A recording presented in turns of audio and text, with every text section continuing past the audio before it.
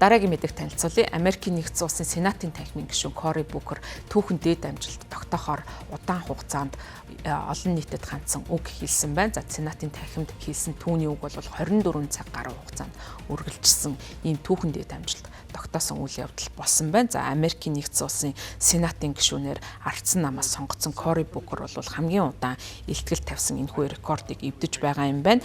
За тэрээр өөрт олгогдсон хугацаагаа бол юунд голчлон зарцуулсан бэ гэхээр Трампын засаг захиргааны хэрэгжүүлж байгаа бодлого үйл ажиллагааг шүүмжилсэн. За тэгээд өнөөгийн нөхцөл байдал бол түүхэндх хамгийн чухал бөгөөд хойшлолгүй чухал мөч гэдгийг онцолсон. За өмнө нь бол энэ дэд амжилтыг бүгд найрамдах намын сенатор Storm Truman бол эзэмшиж байсан байна. За тэрээр бол 1957 онд иргэний эрхийн тухай хуулийг эсэргүүцэн 24 цаг 18 минутын туршид бол үгээ хэлсэн ийм удаатай. Букер бол нэгмар гаргийн орой орон нутгийн цагаар 19 цагийн үед бол энэхүү одоо марафон гүйлт гэж нэрлэж болохоор урт хугацааныхаа үг хэлэх үйл ажиллагаагаа эхэлсэн. За үгийнхаа эхэнд бол би Сенатын хэвийн үйл ажиллагааг одоо бие биедрийнхаа хүч чадлын хэрээр тасалдуулах зорилготойгоор үг хэлж босож байна гэдгийг мэдгдсэн. За манай ард түмэн үндэстэн бол хямралд орсон учраас би энэ асуудлыг шийдвэрлэхийн тулд чин сэтгэлээсээ итгэл үнэмшлийнхаа үүднээс өнөө орой босож үг хэлж байна гэж мэдгдсэн. За ер нь бол Сенатын танхимын гишүүд бол голчлон үг хэлэхдээ за альва нэгэн хуулийн төслийг одоо эсэргүүцсэн үг хэлдэг. За гэтэл бол энэ удаагийн Букерийн хэлсэн үг нь бол хуулийн төслийн эсрэг одоо үг гэхээсээ илүү энэ хууль тогтоох байгууллагын үйл ажиллагаанд хандсан ийм үгийг бол хэлсэн байна. За түүний хувьд бол тус танхимд одоо 4-р зэрэглэлийн ийм Сенатын гишүүнд тооцогддог ардсан намын гишүүн. За 55 настай.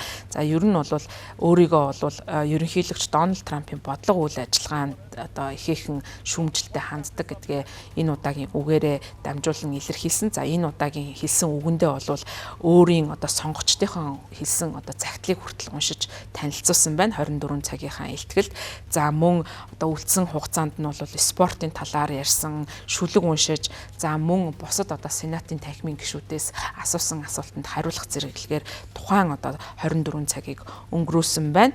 За тэгээд энэ хүний хувьд бол энэхүү дээд амжилтыг эвдгийнхаас нэг цагийн өмнө бол би одоо олонний дунд бол ярих дуртай гэж хошгинсон байна. За ингээд бол яг тухайн одоо амжилтыг эвдэх мөчтэй бол би одоо энэ зүйлийг бол давж туулж чадлаа.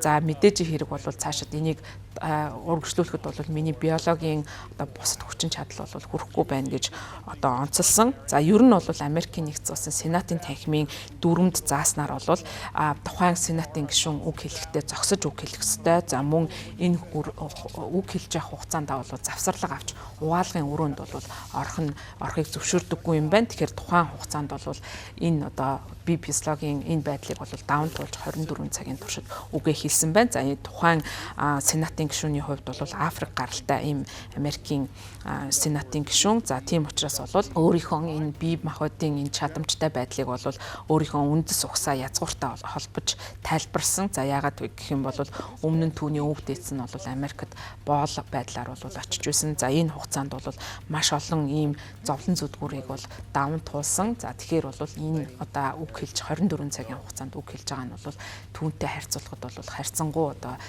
ийм хөнгөн зүйл гэдгийг бол мэдгдсэн.